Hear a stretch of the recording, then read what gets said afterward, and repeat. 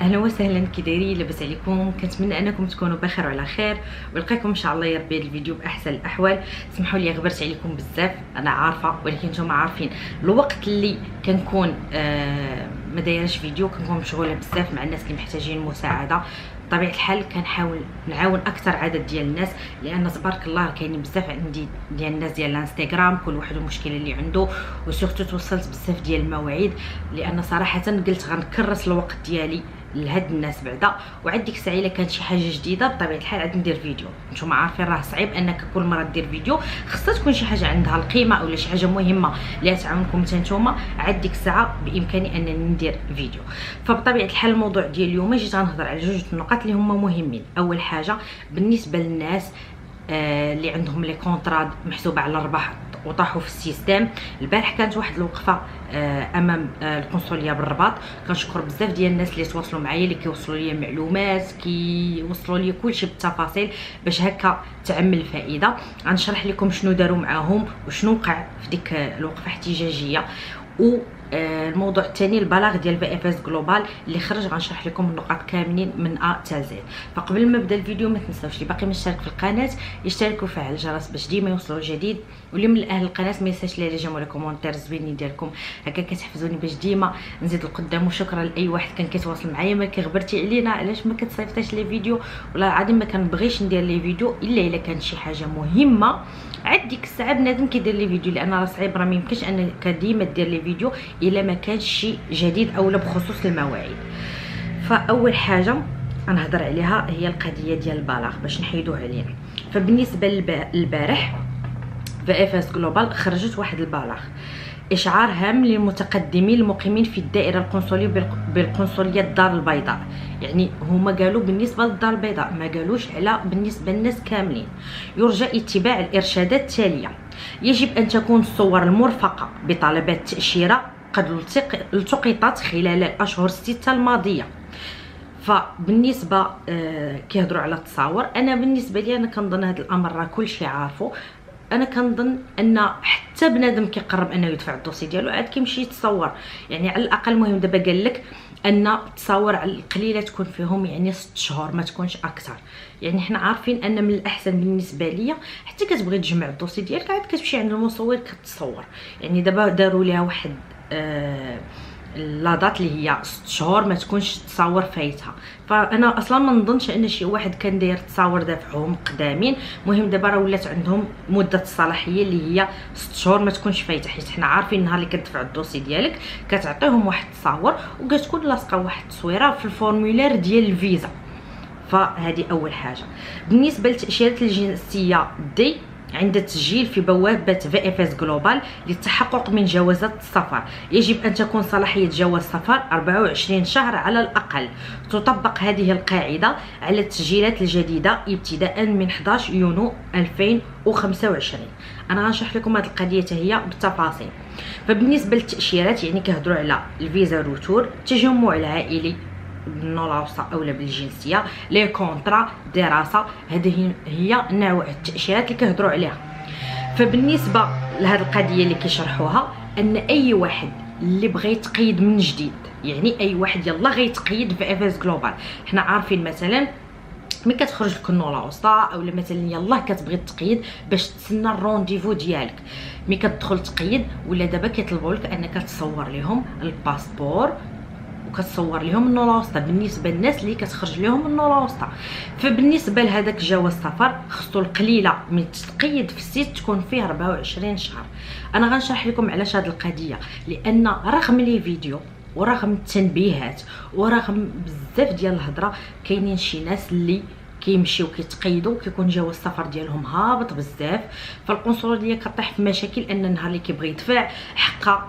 الا رديتوا البال انا ما كنهضرش على الروطار ملي كيكون من جهتهم هما، كاينين شي ناس كيتقيدوا كيبقاو يتسناو عام اولا عام وزياده باقي ما وصلهمش الرونديفو. فبطبيعه الحال ما كتكونش ريسبونسابيلتي ديالهم.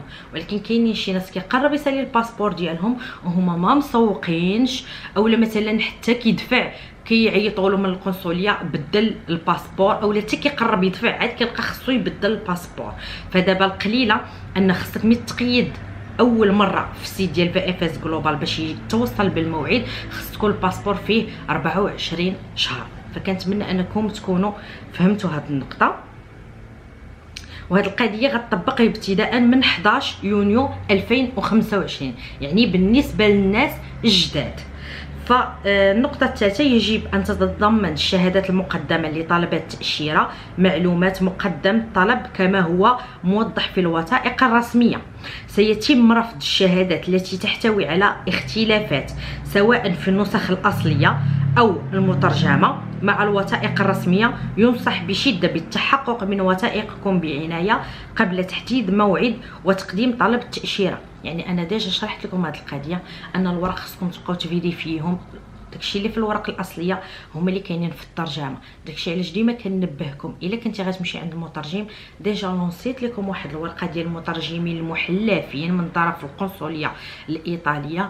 ملي كتمشي عند مترجم محلف كيرد البال معاك لكلشي. ما تصوروش مؤخرا كاينين شي ناس كيهضروا معايا كيمشيو عند المترجم كيقول لهم المترجم هذه كاينه واحد الغلط، واحد الرقم في تاريخ الازدياد ولا شي حاجه، كيقولوا لا ماشي مشكله، هما ما كيحكروش على داكشي.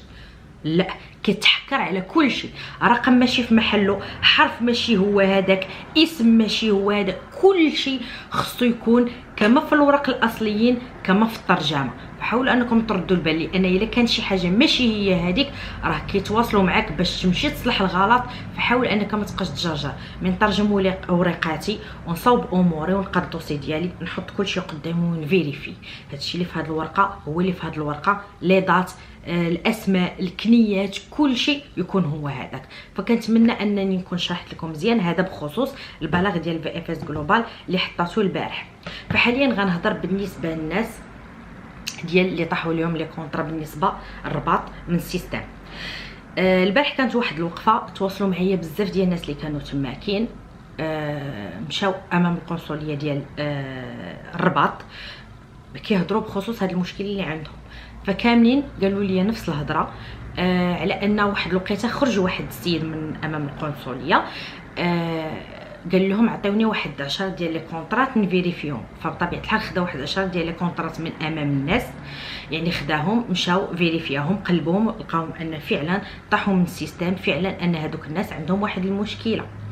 من بعد قالك انهم خرجوا وطلبوا ان 4 ديال الناس يدخلوا معاهم لداخل، وهاد الناس يكونوا كيعرفوا اللغه. راه الناس ديال الرباط اللي كانوا تماكين راه غياكدوا الهضره ديالي من خلال لي كومونتير، يعني دخلوا معاهم يكونوا كيعرفوا اللغه الفرنسي ايطاليا، داكشي نيت اللي كاين. دخلوا معاهم طاباو لي كونطرا في السيستم، وفعلا لقاو المشكله وعرفوا المشكله مناش كاينه. وتواصلوا قالك انهم تواصلوا مع القنصليه ديال ايطاليا وغيلقاو حل لهذه المشكله، باش الناس بلا ما يتواصلوا مع لي باترون ديالهم، باش ان الباترون هو يحول لهم النولا وسطى ويعاود يصيفطها لكازا، باش يعني يتعاود كلشي من الاول وجديد. وعدوهم انهم غيلقاو حل لهذه المشكله. و بالنسبه لي كونطرات اللي عنده صحيحه راه غيلقاو ليه حل. اللي عنده طاحت من السيستم وكانت ما صحيحاش هذوك ما نهضروش عليهم بطبيعه الحال. فبالنسبه لنا سولوهم يعني امتى بالضبط لاضات، امتى غتحل هذه المشكله، امتى غتلقاو حل. فهما بالنسبه لهذوك الناس الربعه اللي دخلوا معاهم القنصليه خداو المعلومات ديالهم وخداو الرقم ديال التليفون ديالهم، وهما اللي غيتواصلوا معاهم، لان قالك هاد الناس دايرين جروب فيسبوك فيه تقريبا 400 ديال الناس. انا ما داخلش هذاك الجروب، ما داخلش صراحه لهذاك الجروب، ولكن الناس اللي كانوا تماكين شرحوا لي وقالوا لي شنو طرانا وشنو طرانا، وغنبقى معاهم على كونتاكت باش الى في حاله ما جاوبات القنصليه دوك الناس اللي دخلوا نعرف حتى انا شنو كاين، ومنها غنوصل لكم المعلومه وتكون صحيحه. فكما قلت لكم قالوا لهم امتى بالضبط غتجاوبونا، قال لهم باقي لحد الان ما كاين حتى حاجه، غنشوفوا المشكله ونحلوها باش هاد الناس بلا ما يتواصلوا مع لي باترون ديالهم ويتجرجوا بلا حتى حاجه، حنا غنلقاو لهم واحد المشكله باش نحولوا لهم لي كونطرا اولا باش نلقاو لهم واحد الحل. فهما خداو المعلومات كما قلت لكم ديال دوك الناس بربعه، وخداو الارقام ديال التليفون ديالهم، وان شاء الله غيتواصلوا معاهم في اقرب فرصه. باقيين ما عارفينش بالضبط، راه ما قالش لهم لا دات امتى غيتواصلوا معاهم، وباش ما جاوبوهم راه غنبقى كونتاكت مع هاد الناس باش داكشي اللي علموهم بهم انا غنقولها لكم من خلال لي فيديو. فكنتمنى ان الفيديو نال الاعجاب ديالكم. بطبيعه الحال راه كنتوصل بالمواعيد، ان شاء الله غندير لكم في القريب العاجل فيديو على المواعيد. وغدا ان شاء الله التيراج، بالنسبه لاي واحد اللي توصل بالتيراج يحاول انه يصيفطوا لي سور انستغرام. فكنتمنى لكم الخير والتيسير. بسلامه عليكم.